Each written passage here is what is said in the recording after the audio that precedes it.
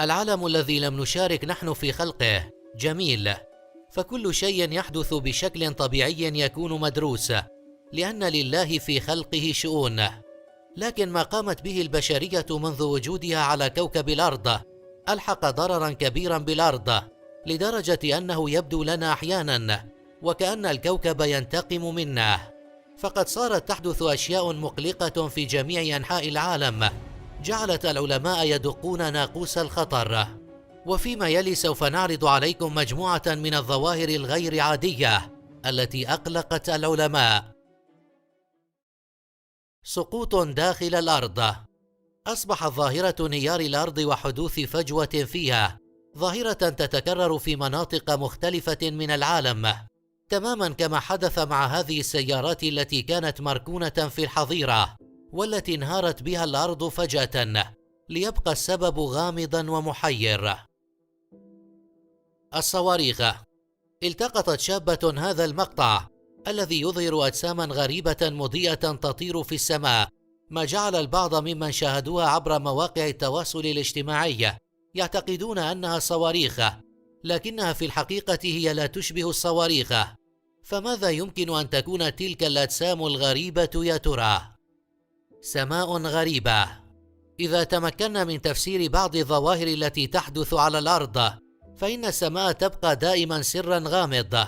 شاهدوا كيف تبدو هذه الغيوم الغريبة، وشاهدوا أيضا كيف يتغير لون السماء في هذا المقطع الذي تم التقاطه في شهر سبتمبر من الشهر الماضي في كندا من طرف أحد السائقين، حيث تحول إلى لون بنفسجي يحجب الرؤية. تورنادو مائي. هذا التورنادو المائي الفريد من نوعه ظهر في العام الماضي في لويزانا بالولايات المتحدة الأمريكية، حيث تكون داخل البحر ثم بدأ يقترب من اليابسة وشكل مشهدا مريب يدل على غضب الطبيعة.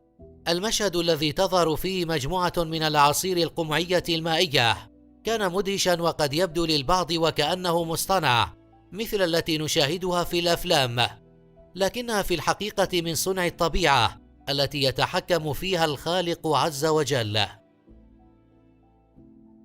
قلعة الأشباح. ظهرت بين الغيوم هذه القلعة التي وصفها البعض بقلعة الأشباح في سماء إحدى المدن في الصين. القلعة التي ظهرت في الفيديو تبدو حقيقية، لكنها لم تكن موجودة في الواقع، وهذا ما جعل هذه الظاهرة غامضة للغاية. فانا مورجانا. شاهد مجموعة من السكان في الصين مدينة سراب رسمت في السماء. الحدث أثار الذعر لدى الصينيين الذين قالوا إنهم رأوا مدينة فوق رؤوسهم، واعتقدوا في البداية أنها المباني الشاهقة وسط السحاب والغيوم، ولكن بعد قليل بدأت تتحرك. الصور تصدرت المواقع الإخبارية العالمية وسط حيرة من هذه الظاهرة الغريبة. هذه الظاهرة حسب الخبراء ليس لها أي علاقة بأي مدن عائمة، ولكنها تعود إلى الوهم البصري المعروف باسم فانا مورجانا، وهو نوع من السراب الذي يشوه الأشياء عن بعد، ويمكن أن يرى الناس بحرا ومياها ومباني وسط الغيوم. علامة غريبة. هذه اللوحة الغريبة التي رسمتها الغيوم في سماء كاليفورنيا جعلت الناس يقفون مندهشين ويتفرجون معها، فالمشهد بدا مخيف لأنه فريد من نوعه. وما زاد من غرابة المشهد هو أن الغيوم نزلت إلى الأرض وغطت المكان تماما، ما جعل مصور الفيديو يهرب على الفور لأنه اعتقد أن عاصفة قوية قادمة. السماء تحول لونها فجأة إلى أحمر، وبدأ الرعد والبرق، ما جعل المشهد مرعبا فعلا.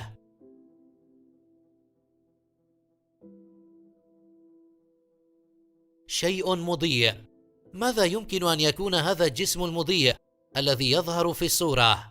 لقد تم رصده عن طريق كاميرا هاتف أحد الأشخاص، لكن لا أحد تمكن من تفسير هذه الظاهرة الغريبة. جسم غريب في السماء. تم تصوير هذا الفيديو في جمهورية الدومينيكان من قبل بعض السياح الذين صدموا عندما شاهدوا هذا الجسم الغريب يحلق في السماء. الشيء الغريب كان يتحرك، لكن شكله لم يتضح قبل أن يختفي بين الغيوم. فوق القمر. ظهر هذا الجسم الغريب فوق قرص القمر ولم يتعرف عليه أحد. لقد كان عبارة عن عمود كان قريبا من القرص المضيء، فماذا يمكن أن يكون حسب رأيكم؟ شعر بيليه. هذا الذي تشاهدونه في الصورة ليس شعرا عادي، فهذه عبارة عن مادة زجاجية تعرف بشعر بيليه، وهي عبارة عن ألياف زجاجية رفيعة تتكون على شكل يشبه الشعر البشري. تكونت لدى انفجار فقاعات غازية داخل الحمم البركانية بعد خروجها للسطح، وعادة ما تحتوي الخيوط الزجاجية على كرة صغيرة في النهاية، لكنها تتكسر، مما يخلق نهايات حادة يمكن أن تجرح من يلمسها. ونسبت الألياف إلى بيليه، وهو بحسب معتقدات محلية في هاواي أحد آلهة النار والبرق والرياح والبراكين. شلال. عند مشاهدة هذا الشلال للوهلة الأولى يبدو جميل المظهر، لكن الغريب هو وجود نار خلفه. لا أحد يعرف من كان وراء إشعالها. النار لا تنطفئ أبدا، لهذا سمي الشلال بشلال الشعلة الخالدة. ويقع شلال الشعلة الخالدة في محمية شيل كريك، وهي جزء من منتزه ريدج الشهيرة في مقاطعة إيري في نيويورك. وقد فسر علماء البيولوجيا هذه الظاهرة على أن سببها الفعلي يعود لتسريبات الغازات بين أحجار الكهف الطبقية والغاز المحبوس بينها. فقد أثبتت الأبحاث أن الغاز المتواجد بالكهف يحوي نسبة عالية جدا من غازي الإيثان والبوربان التي قد تكون الأضخم في العالم. وعلى الرغم من محاولات تفسير العلماء لهذه الظاهرة، لا تزال الشعلة لغزا محيرا للبشرية. الغابة الثلجية. هذه الأجسام الثلجية التي تبدو على شكل أشجار شكلت ما يسمى غابة الثلج، ويبلغ ارتفاع كل مجسم حوالي 4 أمتار، وهو ما يجعلها تشكل لوحة فنية غاية في الروعة. العجلات الثلجية. من الصعب أن تصدق أن هذه الأجسام التي تشكلت في الطبيعة والتي تشبه العجلات قد تشكلت من تلقاء نفسها، لكنها في الحقيقة كذلك. فهذه الأجسام المدورة تنتج عندما يتلاعب الريح بالثلج الذي يسقط على الأرض، ومع مرور الوقت تأخذ هذا الشكل الجميل. الغابة. تصور لو أنك تتجول في غابة كل ما فيها يلمع. هذا الفيديو يظهر أن هذا ممكن، فقد رصد مصوره وهو خبير في علم البيئة ويدعى فريدريك فان شور هذه الكائنات والنباتات التي تضيء في هذه الغابة عندما يحل الظلام، بل وحتى بعض الأجسام، وهذا ما يجعل هذه الظاهرة مدهشة فعلا. أفاعي. هذا الكم الهائل من الثعابين لا يمكن رؤيته إلا في الأحلام، لكنه موجود أيضا في بقعة مانيتوبا في كندا، وتعد حفر أفعى النارسيس والتي تقع على بعد 6 كيلومترات شمال منطقة نارسيس الريفية بمحافظة مانيتوبا في كندا هي مأوى أكبر تجمع للأفاعي. وخلال فصل الشتاء تمكث الثعابين في ثباتها الشتوي بداخل الكهوف الجوفية التي شكلتها المياه الجارية بداخل الحجر الجيري في المنطقة. وفي أواخر شهر أبريل وأوائل مايو يخرج ما يقارب 75 ألفا من هذه الثعابين من أوكاره ليقوموا بالتزاوج في أكوام متشابكة كبيرة. سماء قوس قزح. هذه الظاهرة التي تحدث في السماء يصعب تفسيرها، فقوس قزح يمتزج بالغيوم ليشكل هذه اللوحة الفنية الرائعة. الغيمة الحمراء. قد تبدو هذه الغيمة الحمراء المتوهجة كإنذار على قرب وصول عاصفة قوية، لكنها في الحقيقة طبيعية وقد تشكلت في سماء صافية، ما جعلها تبدو غاية في الجمال. الغروب.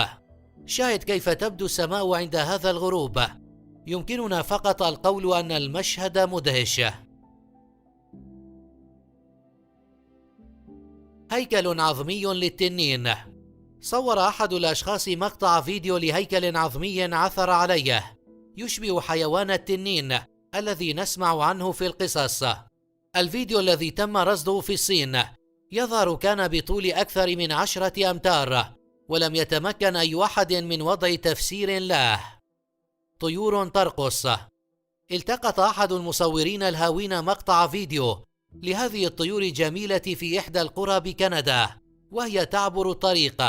ما ميز الفيديو هو أن تلك الطيور كانت تمشي خلف بعضها، ثم تتوقف لبرهة وتواصل المشي وتحرك جسمها وكأنها ترقص في مشهد طريف للغاية. القط الطائر. شاهدوا هذا القط المستلقي في الهواء، حيث يبدو وكأنه يطير في الهواء لأنه لا يوجد شيء تحته. فهل يمكننا القول أن هذا القط طائر؟ الجراد. تنتشر حشرات الجراد في مدغشقر بشكل كبير، وهي تلحق ضررا كبيرا بالمحاصيل الزراعية، لكن السكان المحليون تعودوا على وجود هذه الحشرات وصاروا يلعبون معها. أما في الصين فقد انتشر الجراد بشكل هائل، ما جعل السلطات تدق ناقوس الخطر.